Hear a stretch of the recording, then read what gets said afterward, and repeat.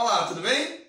Na aula de hoje falaremos um pouco sobre o socialismo. Na aula passada a gente falou sobre o capitalismo e agora falaremos um pouquinho sobre o modelo socialista, né?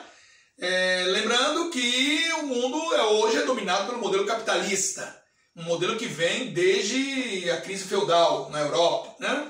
Porém, no século XIX, vários teóricos se levantaram para criticar o modelo capitalista da época, né? Um capitalismo que tinha um alto grau de exploração sobre os trabalhadores. Os trabalhadores trabalhavam 14, 16 horas por dia, crianças e mulheres eram subexploradas na produção, as condições de trabalho eram muito precárias, com muitos acidentes, né? Os trabalhadores viviam em condições muito degradantes pelos salários que recebiam, e as condições de vida onde viviam, né, eram muito precárias, né? E tudo isso começou a ressaltar esse caráter mais injusto da acumulação de capital, né? E gerou reações dentro da sociedade, entre teóricos, inclusive, né, estudiosos, né, que começaram a escrever e denunciar esse sistema e propor alternativas, né? E aí nós temos dois grupos, né, pessoal? Os chamados socialistas utópicos, que criticaram aquela sociedade capitalista e propuseram modelos que muitos consideram muito afastados da realidade, né? Por isso são chamados de utópicos, né? Que não havia lugar para aquele modelo na realidade, então estava muito ali no pensamento dessas pessoas, como uma sociedade ideal, mas que não se apontava como alcançar, como mudar a estrutura para alcançar aquele modelo proposto, né? E os socialistas científicos, que foram auto-intitulados assim, eles se auto-intitularam assim, né? Que no caso aí eu estou falando do Karl Marx e do Friedrich Engels, né? Que diziam que montaram um sistema a partir de um profundo estudo do capitalismo e que reconheceram, né, suas fragilidades, suas contradições, né? E com base nisso propunham um caminho para a transformação da sociedade, para por fim ao capitalismo, né? E aí eles se diziam científicos, né? Em contraposição aos utópicos, que não teriam apresentado um caminho de fato para alcançar o que eles propunham. Os socialistas utópicos são vários, né? Que a gente pode citar aqui como Robert Owen, Louis Blanc, Charles Fourier, Saint-Simon, né? Quer dizer, uma série de nomes, até o Proudhon, né? Que vai se tornar assim uma espécie de pai do anarquismo, né? A gente poderia falar aqui sobre eles, né? Cada um teve sua contribuição, né? Sua proposta, né? Por exemplo, o Charles Fourier, ele era um francês que defendeu, né, os falancérios, né? Que eram comunidades autossustentáveis, né? Agroindustriais, onde as pessoas desenvolveriam o ofício que tem mais prazer, porque ele defendia, né, que não haveria separação entre trabalho e prazer, não deveria haver, né? Defendia que as crianças tinham que ser educadas de acordo com suas inclinações, né? Defendia uma sociedade até livre nas questões das práticas sexuais, né? Defendia a não diferença entre gêneros, né? Foi um antecessor do feminismo, né? E influenciou muito o pensamento revolucionário na Europa, né? Ali na segunda metade do século XIX, né? Esse Charles Fourier, né? O Robert Owen teve uma proposta muito interessante, porque ele chegou a ser um industrial, né? E ele praticou a proposta, né? Ele teve redução de jornada de trabalho de seus trabalhadores, ele criou um sistema de moradias para os trabalhadores e suas famílias, uma espécie de escolas, creches para as crianças, né? Mercados onde vendiam produtos com preço um pouco acima do custo apenas, para que fosse acessível aos trabalhadores, né? Então ele praticou a proposta, né? E pressionou governos e tudo mais a mudarem o pensamento. Mas ele foi muito pressionado por burgueses, pelos governantes, né? Que não concordavam com as práticas dele. Chegou a ter uma comunidade nos Estados Unidos, New Harmony, na Indiana, né? Onde ele tentou praticar tudo isso. Findou que ele não conseguiu levar à frente esse modelo dele, né? O modelo findou não se tornando viável, mas não foi só discurso, ele foi prática, né? Robert Owen, né? Tivemos também o Saint-Simon, né? Que defendia que os trabalhadores, todos eles, independente das suas funções, né? O diretor da empresa, o operário, o banqueiro, o artesão, que todos deveriam formar uma comunidade industrial, né? E eles deveriam buscar uma gestão compartilhada, e onde procurariam harmonizar, né, os seus interesses e ter uma sociedade mais igualitária entre eles, né? Tivemos também o Louis Blanc, que defendia cooperativismos bancados pelo Estado, pelo governo, né? Que poderia financiar esses modelos mais cooperativos, mais comunitários, né? Admitia a presença do Estado nesse sentido, a financiar esses modelos, né? Tivemos também o Proudhon, né? Pierre Proudhon, que a princípio foi influenciado pelo Charles Fourier, influenciou o pensamento marxista, o Karl Marx, depois Karl Marx e Proudhon romperam, né? O Proudhon ele vai enveredar mais pelo viés do anarquismo, ele vai ser o primeiro a se declarar, inclusive, anarquista, né?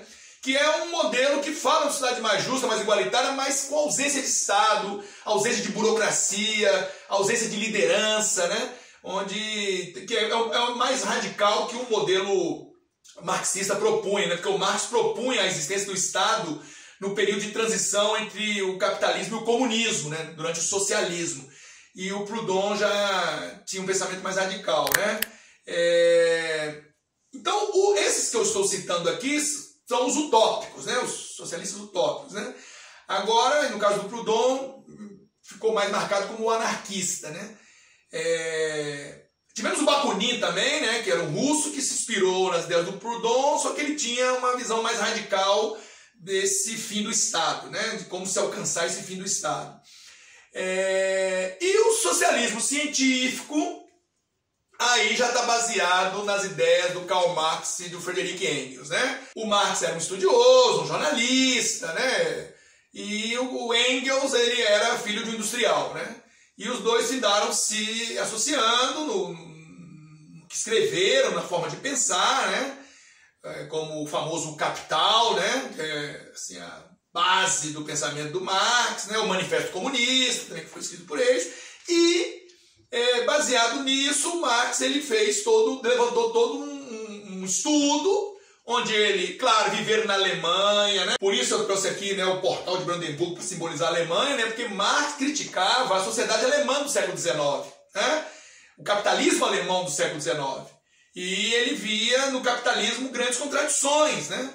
O paradigma central dele é que toda a sociedade humana se organiza a partir da produção da sua sobrevivência, né? E que é o materialismo histórico, né? Quer dizer, ao longo da história, a humanidade se organiza para produzir sua própria sobrevivência. Isso que ele chama de infraestrutura, né? A base de tudo. E a partir do modo de produção da sobrevivência humana, vem os demais sistemas, político, ideológico, jurídico. E aí, em cima disso, ele entende que a base do estudo tudo é a economia, é como a sociedade se organiza. E aí, dentro do sistema capitalista, ele enxerga uma contradição muito grande, né? Porque o sistema capitalista ele é baseado na divisão de classes, onde a burguesia explora o proletariado, né? A burguesia é o dono dos meios de produção e o proletariado é o dono da mão de obra. E o dono do meio de produção é o dono do produto, né? Então, aquele objeto que vai ser o objeto de valor, o objeto da troca, né? É de propriedade do burguês. Porque o proletário ele apenas oferece sua mão de obra e recebe um pagamento, não pelo valor que produz, mas pelo tempo que ele esteve produzindo, né? Mas ele não é dono da mercadoria e, portanto, não é dono do valor que ele produz, né? E aí vem a história da exploração da mais-valia, que era uma outra questão que o Marx, né, além dessa questão da divisão de classes, do materialismo histórico, né, ele falava da exploração da mais-valia, quer dizer, o trabalhador, o operário, o proletário, né, ele nunca é remunerado de forma justa pelo que produz, pela riqueza que produz. Sempre há um pedaço do trabalho, da riqueza que ele produziu, né, uma boa parte não lhe é dado o direito de ter acesso, né, ele só recebe pelo tempo que trabalhou, mas o fruto do trabalho dele, ele não é justamente remunerado por isso. Então essa é a chamada exploração da mais-valia, que vai compor boa parte do lucro do burguês, né? E aí, dentro desse tipo de sociedade, a ideologia é uma forma de você ocultar essa contradição, né? Quando o trabalhador recebe salário, a ideologia, de certa forma, oculta que ele não está recebendo o que é devido, né? Aos olhos do trabalhador, existe todo um sistema educacional, de crenças, todo um Estado que trabalha associado à burguesia, que coloca para a sociedade que o justo é aquilo, o justo é pagar salário, você recebeu pelo que você fez. Então não está tendo nenhuma injustiça. Na verdade, há uma grande justiça submersa nisso tudo. E que o trabalhador só consegue chegar a isso quando ele alcança a consciência de classe, né? Então, para isso, precisa desvendar o trabalhador, né? O trabalhador está alienado, né? Alienado no sentido de estar separando o meio de produção da força de trabalho, né? Então, esses dois sistemas estão apartados, né?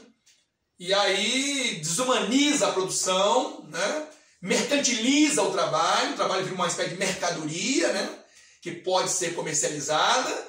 E aí o Marx, dentro disso, ele vê uma grande contradição e, para romper com tudo isso, ele acredita que o capitalismo já carrega dentro de si o seu próprio fim, né? Porque ele carrega... ele defende essa questão da tese e antitese, né? A tese é a burguesia, né? Aqueles que domina o sistema, que é dono do meio de produção, que explora o trabalho do proletário, né? Que faz a exploração da mais-valia, né? E a antitese é o proletário, né? Que quando tomar conhecimento disso, né?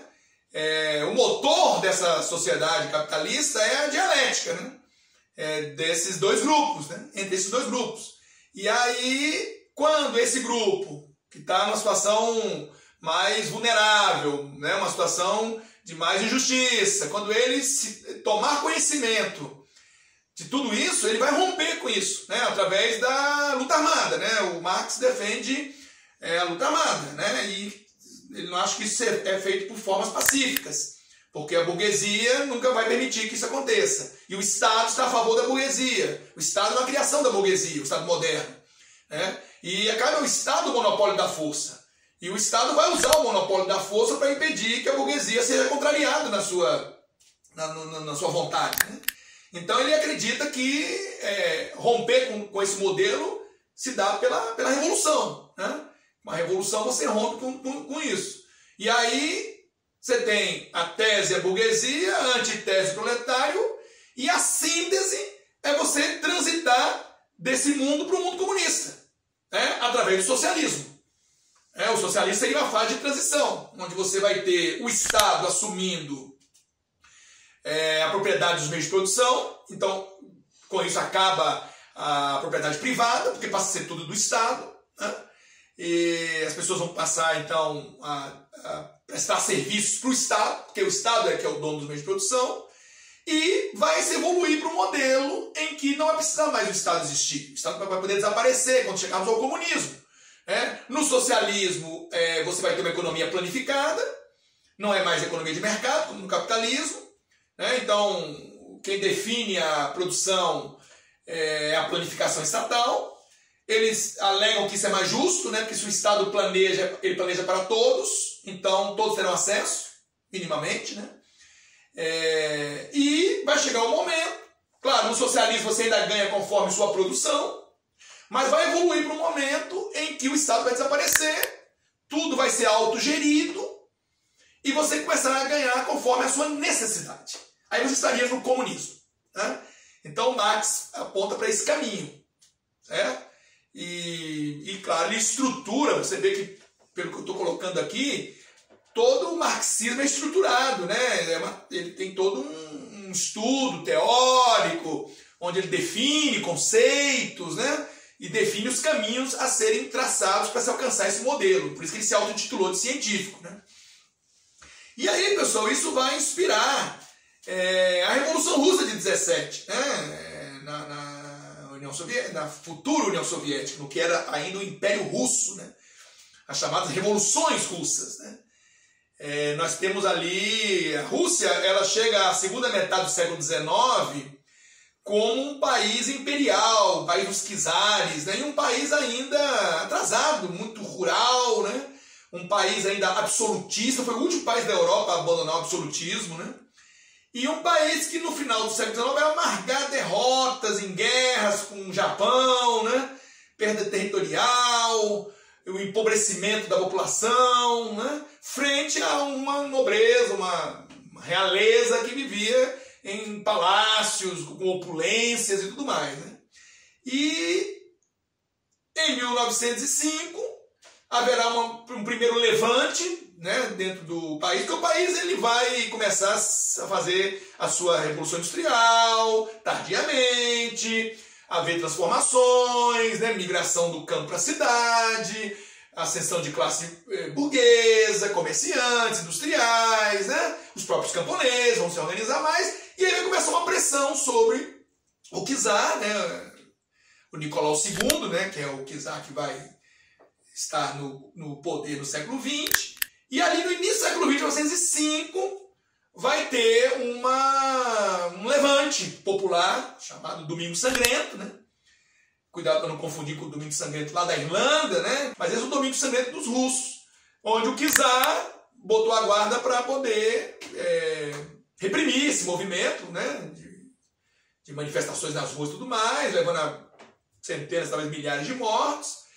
Pressionado, ele fez algumas alterações no modelo, abriu a Duma, né, que foi uma espécie de parlamento, né, que é uma coisa que na Inglaterra já existia há mais de 200 anos, ele permitindo que crie, mas se manteve ainda com o direito à monarquia e com muitos poderes, né, e conseguiu então debelar essa primeira crise. Só que em 1914 vai vir a Primeira Guerra e a Rússia vai entrar na guerra, né, junto com a Sérvia, a Inglaterra, a França, né? A chamada Tríplice Entente, né? E vai lutar contra a Alemanha, por exemplo. Só que durante a guerra vai ter muitas perdas, né, de vidas. Eles tiveram perdas de vida no final do século XIX, na guerra entre a Rússia e o Japão. Aí volta a ter novas perdas de vidas, milhões de vidas se perderão na Primeira Guerra, né? Perdas materiais. Isso também provoca dentro da Rússia impactos na economia, na produção de alimentos, na oferta de alimentos, né? E começa a haver críticas, né, ao desempenho e ao próprio envolvimento da Primeira Guerra, né? O czar assumiu a linha de frente da guerra porque não estava confiando nos seus generais, né? Isso vai torná-lo mais responsável ainda pelas derrotas. E aí vai começar um levante dentro da Rússia, né? E a Rússia vai ser dividida entre dois grupos, né? A princípio, os liberais, né? Que vão assumir lá o controle do governo, o czar vai findar abdicando, e os bolcheviques, liderado pelo Lenin, olha o Lenin aqui, né? Olha meu Lenin aqui, simbolizando a aula de hoje, e o Lenin, ele vai liderar esses bolcheviques e vai implementar os sovietes, né? O soviete de Petrogrado, né, que é uma espécie de assembleia, onde ali os trabalhadores, os operários, os soldados, né, vão passar a tomar decisões em assembleia, né, de como conduzir. E aí o país fica dividido. Posteriormente, você vai ter... Isso começa em fevereiro ou março, depende do calendário, né, porque os russos ainda estavam usando o calendário juliano, né, mas no calendário gregoriano é março. E aí, o que acontece? Essa primeira mexida que vai ter no país, com a abdicação do czar, e a divisão do país entre dois grupos políticos, né? Só que mais tarde os bolcheviques vão discordar dos liberais e vão partir para a tomada do poder definitiva, né? E aí você vai ter dois grupos, bolcheviques e mencheviques, né? E os bolcheviques é que vão assumir de fato o poder lá em outubro, né? E outubro vermelho, né? E, claro, essa tomada de poder não virá pacificamente, né? Os outros grupos políticos vão reagir, tanto internamente, né? Monarquistas, liberais, camponeses, né? Os exércitos brancos, né? Que eram fiéis ao czar, e apoio internacional, inclusive, contra os bolcheviques, né? Então começa uma guerra civil, que vai de 1917 a 1922. Essa guerra civil vai ser ruim para o país. O país veio já de uma série de problemas e perdas, né, na Primeira Guerra. Inclusive o Lenin, que é o líder bolchevique, né, ele vai fazer um acordo separado com a Alemanha, vai deixar a Primeira Guerra antes que ela termine, né, o Brest-Litovsk é o nome do acordo, né, onde a Alemanha vai impor severas exigências, né, à Rússia, com perdas territoriais, né, e, inclusive vai também estimular movimentos nacionais separatistas, né, e aí o Lenin vai se dedicar a essa guerra nacional interna, civil, né, vai gastar toda a sua energia ali, né, ele, o Trotsky, né, que era quem liderava os Exércitos Vermelhos, e essa guerra vai até 22, aí a guerra encerra com vitória bolchevique, e aí o Império Russo transforma na União Soviética, né? A União das Repúblicas Socialistas Soviéticas, sob liderança bolchevique, sob liderança do Lenin, né? Isso em 22. Só que o Lenin morre em 24. Ele vai ter um problema de saúde, vai morrer. E quem vai assumir o lugar dele é o Stalin. Ele vai entrar em choque com o Trotsky nessa sucessão do Lenin. E aí o Trotsky vai ficar deixando o país, depois vai ser assassinado no México, né, o Trotsky, a mando do Stalin, né? E o Stalin então assume, e na verdade quem vai arregaçar a manga para implantar o modelo, né, proposto, né, ou pelo menos o modelo que se tornou, né, real, né? Porque uma coisa é o pessoal até chama de socialismo ideal, a proposta, né, marxista, né? E o socialismo real, o que foi implantado de fato, né, que se distancia da proposta, né? E aí o Stalin, nos anos 30, é que vai implantar o regime socialista na União Soviética, né, coletivizando as terras, estatizando as propriedades, né, e aí perseguindo muita gente, executando muita gente, mandando muita gente para campos de trabalho forçados, gulags, né, inclusive perseguindo muita gente que o apoiou, né, que era do grupo que apoiou a Revolução e que estava do lado dele, mas ele começa a se sentir ameaçado de alguma forma, e aí ele começa a fazer uma faxina, né, mandar as pessoas para os tribunais, acusá-las de traição, né, às vezes uma palavra maldita, algo mal escrito, né, uma decisão mal tomada era sinônimo de fim da carreira e até da sua própria vida, né, porque ele entendia que aquilo estava colocando em xeque o poder dele, né, e Stalin vai ser longevo, né, ele vai passar muito tempo no poder, né? Ele vai assumir após a morte do Lenin e vai ficar até morrer em 53, né? Então ele ficou praticamente 30 anos no poder, né? E implantou o regime socialista com todas as características que nós vamos conhecer. Um Estado centralizado, um Estado opressor, né? Um Estado policialesco, né? Extrema centralização, culto à personalidade, né? Perseguição a qualquer tipo de oposição ou divergência, né? Então, dos anos 30, vai ser uma década que o Stalin vai estar com muito trabalho a fazer, que é eliminando uma série de obstáculos que estariam no seu caminho ou poderiam vir a estar no seu caminho, né? Entre a fundação da União Soviética em 22 e a Segunda Guerra Mundial, que começou em 39, podemos dividir isso em dois períodos, né? De 22 até meados de 27, 28, você vai ter a aplicação da NEP, né? Nova Política Econômica, que eles diziam que era uma volta calculada ao capitalismo, né? Quer dizer, eles, antes de implantar de fato o socialismo, eles entendiam que tinha que fazer o país voltar a funcionar, a produzir, a consumir, né? A se reconstruir dos efeitos da Primeira Guerra. Então, esse período foi conhecido como NEP, né? Quer dizer, você não tinha ainda a implantação de fato do socialismo. Só que a partir de 28 começa os planos quinquenais, né? Quer dizer, a planificação econômica começa de fato. Só que aí você vai ter, em 39, quer dizer, uma década depois, a eclosão da Segunda Guerra Mundial, né? O Stalin vai fazer um pacto de não agressão com Hitler, e vão invadir a Polônia os dois, e Hitler vai atacar o Ocidente. Só que depois Hitler, em 41, invade a União Soviética. E aí a União Soviética entra na guerra ao lado dos aliados, ao lado da França, ao lado da Inglaterra, ao lado dos Estados Unidos, né? Contra o nazifascismo. E aí vão vencer os nazifascistas. Depois vamos falar sobre isso.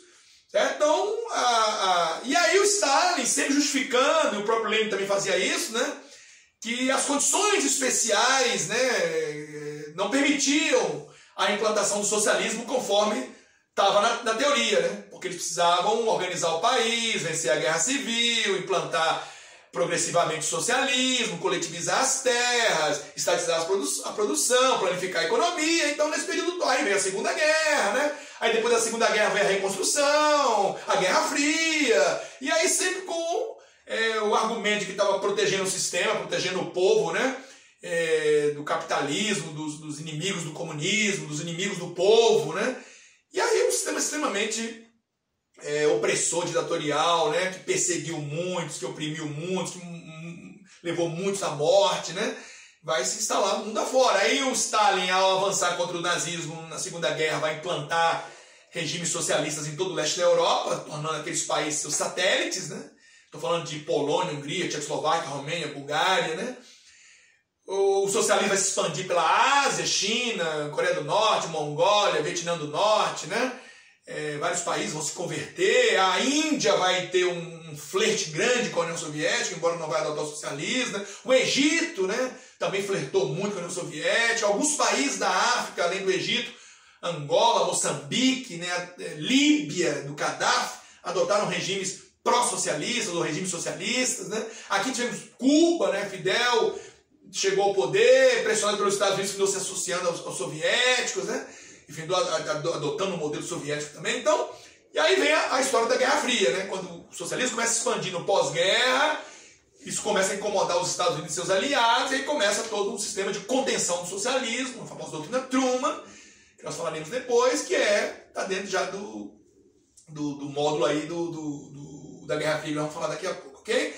Então, pessoal, o socialismo científico do Karl Marx, Friedrich Engels, que se contrapõe ao socialismo utópico, né, daqueles outros que eu aqui comentei, ele vai servir de base para a implantação do regime socialista na União Soviética, que posteriormente vai exportar o seu modelo para outros países, né?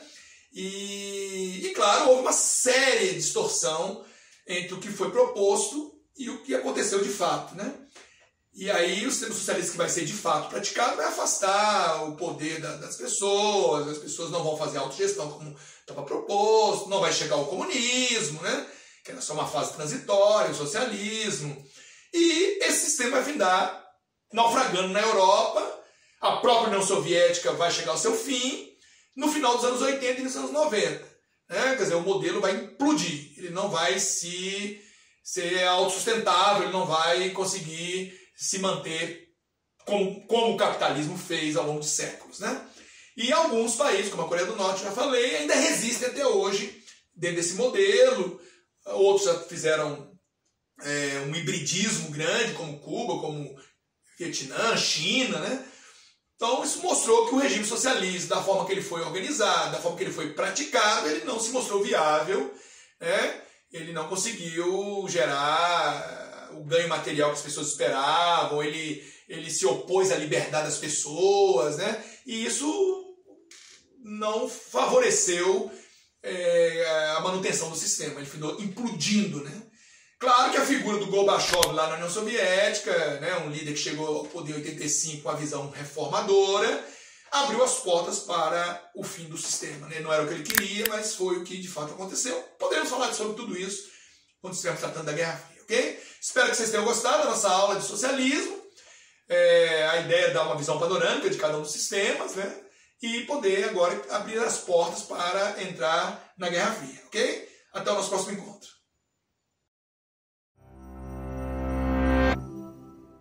He was one of the most influential figures of the 20th century, forever changing the course of one of the world's largest countries. But was he a hero who toppled an oppressive tyranny, or a villain who replaced it with another? It's time to put Lenin on the stand in History versus Lenin. Order. Now, wasn't it your fault that the band broke up? Your Honor, this is Vladimir Ilyich Ulyanov, aka Lenin, the rabble-rouser who helped overthrow the Russian Tsar Nicholas II in 1917 and founded the Soviet Union, one of the worst dictatorships of the 20th century. Oh. The Tsar was a bloody tyrant under whom the masses toiled in slavery. This is rubbish. Serfdom had already been abolished in 1861 and replaced by something worse. The factory bosses treated the people far worse than their former feudal landlords. And unlike the landlords, they were always there. Russian workers toiled for 11 hours a day and were the lowest paid in all of Europe. But Tsar Nicholas made laws to protect the workers. He reluctantly did the bare minimum to avert revolution, and even there he failed. Remember what happened in 1905 after his troops fired on peaceful petitioners? Yes, and the Tsar ended the rebellion by introducing a constitution and an elected parliament, the Duma, while retaining absolute power and dissolving them whenever he wanted. Perhaps there would have been more reforms in due time if radicals, like Lenin, weren't always stirring up trouble. Your Honor, Lenin had seen his older brother, Alexander, executed by the previous Tsar for revolutionary activity. And even after the reforms, Nicholas continued the same mass repression and executions, as well as the unpopular involvement in World War I that cost Russia so many lives and resources. This Tsar doesn't sound like such a capital fellow. Your Honor, maybe Nicholas II did doom himself with bad decisions, but Lenin deserves no credit for this. When the February 1917 uprisings finally forced the Tsar to abdicate, Lenin was still exiled in Switzerland. So who came to power? The Duma formed a provisional government led by Alexander Kerensky, an incompetent bourgeois failure. He even launched another failed offensive in the war, where Russia had already lost so much, instead of ending it like the people wanted. It was a constitutional social democratic government, the most progressive of its time. And it could have succeeded eventually if Lenin hadn't returned in April, sent by the Germans to undermine the Russian war effort and instigate riots. Such slander. The July days were a spontaneous and justified reaction against the government's failures. And Kerensky showed his true colors when he blamed Lenin and arrested and outlawed his Bolshevik party, forcing him to flee into exile again. Some democracy. It's a good thing the government collapsed under their own incompetence and greed when they tried to stage a military coup, then had to ask the Bolsheviks for help when it backfired.